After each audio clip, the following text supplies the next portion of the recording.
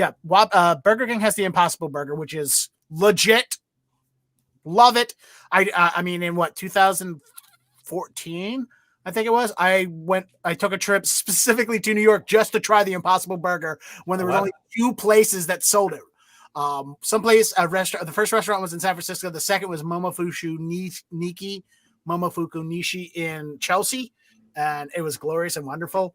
And I loved every single second, every bite and savory of it. And the Whopper one's good. What I like about the Impossible Whopper is that it's not healthy. I mean, it is. It has less salt. There's no cholesterol. There's, very limited fat in it. I mean, yeah, it's still cooked in the same grill with other burgers, so it's picking up some of that from there. So it's, quasi-vegetarian and quasi-healthy, but it's still better for you than a regular Whopper. Yes, this is true. Right. It's like my opinion on the vegetarian stuff is like, I'm going to make small choices now so I can make terrible decisions later on still. The reason the listeners don't know this, but the reason I did a more vegetarian diet is because I had 2 heart attacks and a stroke in 2016. Oh my God, Dennis! Holy shit, man! Dude, Dennis has the craziest story. He's got the straight up craziest story about this whole. Well, Dennis, Andy, you know this about me because we've been close over the years. But Dennis, you're talking about the lifestyle change, being vegetarian. I'm sitting over here like in the on deck circle, going, "Oh, just wait till I drop my heart attack story. Here we go." And Dennis is just like all casual, like, "By the way, I had 2 heart attacks and a stroke. Same year. Good night, everybody. Try to follow that. Bye." Pete Rose taking the hat off, just. Sam, if it makes you feel any better, the stroke was caused by the surgery to stop the second heart attack. Because okay, I'm going back to bed, everybody. Good night. How old? Like, I was 34. How old were you when you had yours, Sam? I was 33. It was last year. I was working for Julian Castro, and I don't think when Andy found out that I had a heart attack after the way I was bitching and moaning about that campaign, he was surprised one bit. Not at all. It was all predictable. Horribly predictable. But Dennis, didn't you walk to the hospital? Didn't you walk to the hospital? I did, yes. All right, so here's how the first one happened. It was I was alone in my apartment on Christmas Day. I had eaten throughout the day a pound of bacon and a large frozen pepperoni pizza that I had cooked. I didn't eat frozen. I mean, it was Christmas. Come on. And, I mean, that was my thing for holidays, was just eat a large frozen pepperoni pizza on holidays, because that was just my thing. I'd spend them at home alone because my family's back in Baltimore. I live in Boston. My roommates would go see their family, and I'd be alone, and I'd eat pizza. That was my thing. That was how I enjoyed my holidays. And so I did that. On the next day, the 26th, my roommate, one of my roommates, comes home late at night. And throughout the entire day, my palpitations, my heart's racing for an entire day straight. Minor chest pain, and I'm like, oh, no, this is gonna go away. This can't be, oh man. So finally he comes by, and I'm like, all right, hey, look, dude, I'm not feeling well. I'm having chest pains. My heart's racing. I'm gonna go to the hospital. Would you mind walking with me up to the hospital just in case I pass out on the way up there?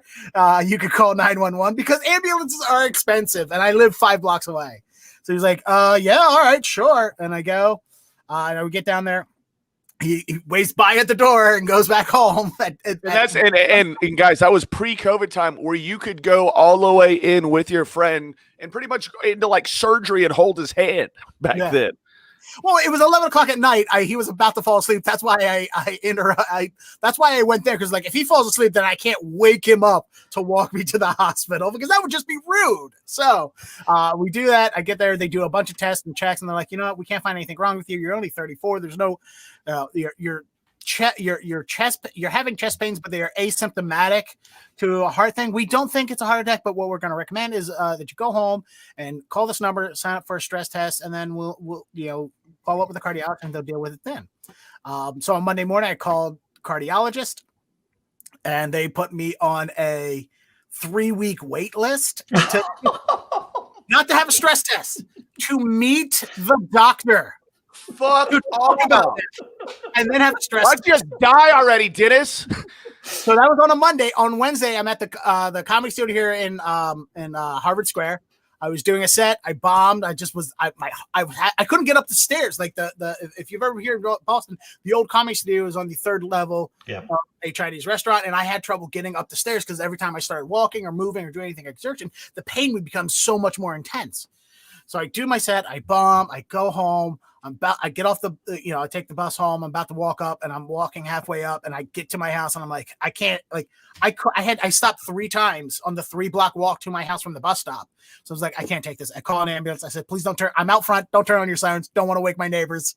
I get in. They drive me to the hospital. They're doing all this stuff and tests, and eventually they find out that I had a 90% blockage in my left arterial descending, also known as the Widowmaker, which is not what my doctor referred to it as, but it's the doctor called it. The doctor called it the new roommate maker.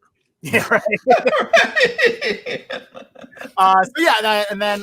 So that was on a Wednesday. That Thursday they found the blockage, which was New Year's Eve. Had surgery immediately, and then on Friday, New Year's Day, 2016, I left the hospital, went home, got a call from the doc who ejected me from the ER the week prior. Call in, it's like, hey, we were following your case, just checking to make sure you're okay, which is code for, hey, just checking to make sure you're not going to sue us because we kicked you out of the hospital while having a heart attack for a week. So you don't call any lawyers or anything. Okay, cool. They get really mad when you walk into the ER with chest pains, because I did that the second time as well at Mount Auburn Hospital. And they're like, the reason I went to Mount Auburn instead of St. Elizabeth's is because I was closer to it and I was already doing rehab there. So I was like, let's see what their food tastes like. I walked in having chest pains and they're like, why are you doing this? What is wrong with you? Call an ambulance. I'm like, I'm fine. Okay. Hey, how tall and what were you weighing at the time, Dennis? Let's give people an idea here. I'm 5'6". I think I was about 230, 240 at the time, maybe. Okay. Yeah, I was close. I was about, I was like 5'10", like maybe 215 at the time. So right, the same neighborhood. Yeah. And it wasn't, the weight and the diet doesn't help. But also I have hereditary high cholesterol. My body just produces more cholesterol than the average person because I'm born to fail and destined to lose. So